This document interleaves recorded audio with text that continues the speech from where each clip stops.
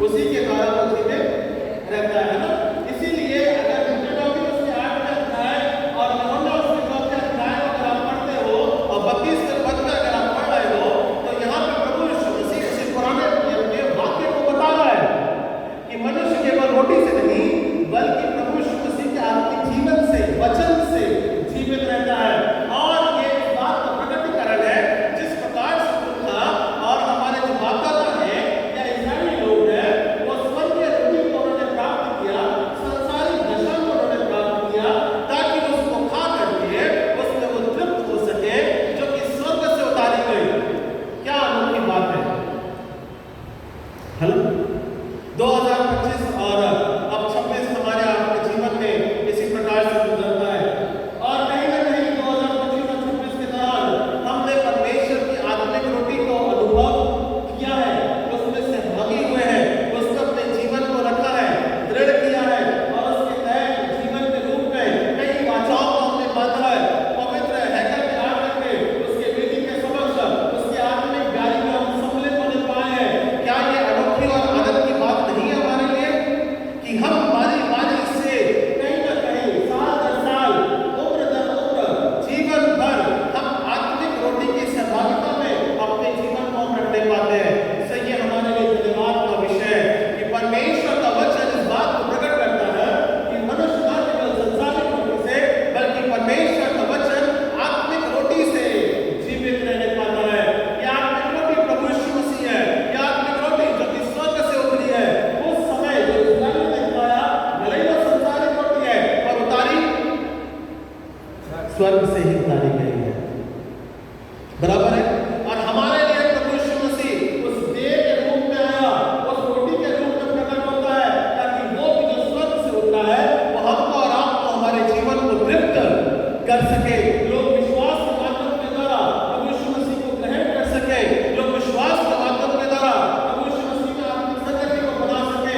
इस बात को यहाँ पे व्यवस्था विवरण बताता है और वही रोटी हमको और आपको जीवन प्रदान करती है जो कि प्रभु यीशु मसीह है। सो इतिहास में हम इस बात को मन्ना को देखने पाते हैं। सो मन्ना जो है जो हम और आप जिस बारे में आज हम सहभागिता करते हैं, जिस बारे में हम और आप नए जीवन को प्राप्त करते हैं, ये मन्ना है क्या? ये मन्ना हमारे जीवन के लिए, ये आत्मिक रोटी हमारे और आपके जीवन के लिए किस बात को प्रकट करती है, यहाँ हम इस बात को देखने पाएंगे। सो मन्ना जो है जो आत्मिक रोटी है, अगर हम उसका आकार देखें जो स्वर्ग से उतारी गई एक छोटी सी रोटी है ना, छोटी सी रोटी है। कल में लेकर निर्गमन की पुस्तक निकाल लीजिए पहली बात समझने के लिए। भले ही उसकी प्रकार छोटा है पर आत्मिक कार्य बहुत बड़ा बड़ा है। वो कार्य आत्मिक रूप में जब वो कार्य करता है वो कार्य प्रभावशाली है। भले ही छोटी बहुत छोटी है आकार में पर उसका आत्मिक प्रभाव बहुत ज्यादा है। क्या मिलेगा? निर्गमन की पुस्तक उसके 16वें अध्याय 14 से 15 पदों के बीच में पढ़ते हैं। पढ़ दीजिए डॉक्टर साहब। निर्गमन की पुस्तक द बुक ऑफ एक्सोडस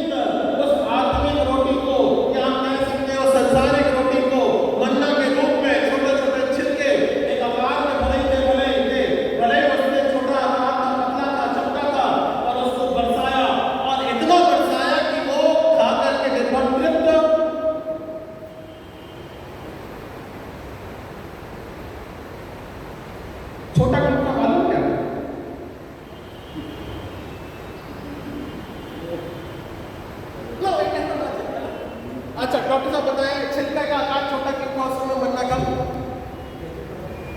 मन्ने का आकार छोटा क्यों था? छोटा है ना, इतना छोटा था क्योंकि वो छिलके चपटा हुआ था वैसा, ठीक है। आकार छोटा था, छोटा क्यों था मालूम? हाँ नहीं, थोड़ा साइंटिफिक रीजन है, बस ज्यादा कुछ ऐसा खास नहीं है। छोटा हाँ, आसमान से नीचे गिरा वो ठीक है, सब बातें ठीक है। छोटा क्यों था? Why it is small? रोटी क्यों छोटी थी आसमान से थी? खमीर से बनी हुई। नहीं खमीर से नहीं बनी, और वो सब नहीं है, लॉजिक नहीं है। छोटा क्यों था? हाँ आसानी से खा सके, है ना। मन्ने का आकार इस प्रकार से हम कहते हैं छोटा था, रोटी क्या थी? छोटी थी। तो छोटी रोटी क्या होती है? जल्दी खाने के लिए और चबाने के लिए आसान। साइंटिफिक रीजन है, ऐसा कुछ नहीं है, क्योंकि वो दिन भर के चले हुए थे, भूखे थे, कहीं एकदम से ऐसा खा लेंगे कि बड़ा दाना अगर रहेगा या बड़ी रोटी रहेगी, अगर कुछ आता तो बड़ी रोटी बरसा सकता, कोई बड़ी बात नहीं है उसके लिए। बड़ी रोटी को बरसाना कोई बड़ी बात, मोटी रोटी बरसाना कोई बड़ी बात नहीं थी। परमेश्वर ये चाहता था कि उनका डाइजेशन, उनका हेल्थ, इम्यून सिस्टम और उनका चबाने का तरीका इस प्रकार से रहे ताकि वो उसको निरंतर निगल भी सके, खा भी सके। और क्योंकि उनके साथ में बच्चे भी, it is a scientific reason, बच्चे थे। नहीं हाँ बात वही है, पर कैसा था मन्ना को पकाने के अलावा उसको ऐसे भी खाया जा सकता था। It is eating like that also. Normal रूप में भी आप ऐसे ही खा सकते थे, ठीक है ना। ये ऐतिहासिक रूप में आप देख सकते हैं, उसको आप चलते चलते भी खा के भी आप रख सकते थे और उसको बटोर करके भी रखा जाता था। छोटे बच्चे भी उसी प्रकार से, मान लो भूखा रहता है तो उसको निरंतर उसी प्रकार से दिया जा सकता था। दे शुड फीड देम, कि वो परमेश्वर सबको इस बारे में सोचता है, बड़ों के बारे में भी सोचता है, छोटे बच्चों के बारे में भी सोचता है, ताकि लोग उसको निरंतर इसी प्रकार से बना के खा सकते थे, ठीक है ना। सो इस प्रकार का ये मन्ना था। सो मन्ना जो था हमारे आपका जीवन के लिए जो ऊपर से बरसाया गया, ताकि हर एक लोग, हर एक जाति, हर एक कुल, हर एक कुटुंब के लोग उसको अपना के खा सके या अपने जीवन को उस पर आधारित कर सके, या प्रभु यीशु मसीह पे अपने जीवन को वो अपने तहत उसको बाधित कर सके। इस प्रकार का मन्ना परमेश्वर हमको और आपको देता है। नए रूप में भी प्रभु यीशु मसीह के जीवन के तहत उस बात को प्रकटीकरण करता है। इसलिए यहाँ पे हमारा निर्गमन की पुस्तक में उस मन्ना को ओस के रूप में जब सूख जाती है, क्योंकि गीला हो जाता था, गीला हो जाने के बाद में क्या हो जाएगा? वो रोटी चिपचिपी हो जाएगी, मट्टी में मिल जाएगी। जब तक ओस सूख ना जाए तब तक वो मन्ना को गिराता। समझ रही बात, मेरी बात आगे समझ में आई? सो ये मन्ना है। मन्ना को सूखा भी खाया जा सकता है, इसको बना करके भी, लौंदा बना करके भी, और फिर उसके बाद में उसको पका के भी खाया जा सकता है। सो बहुत सी ऐसी बातें हैं, ठीक है ना। सो इसलिए आपकी रोटी जिस प्रकार का आकार भले ही छोटा है, पर उसका पावर, भले ही प्रभु यीशु मसीह हमारे जीवन में आया, भले ही 2000 वर्ष पूर्व आया, एक 33.5 साल की मिनिस्ट्री के दौरान या जीवन के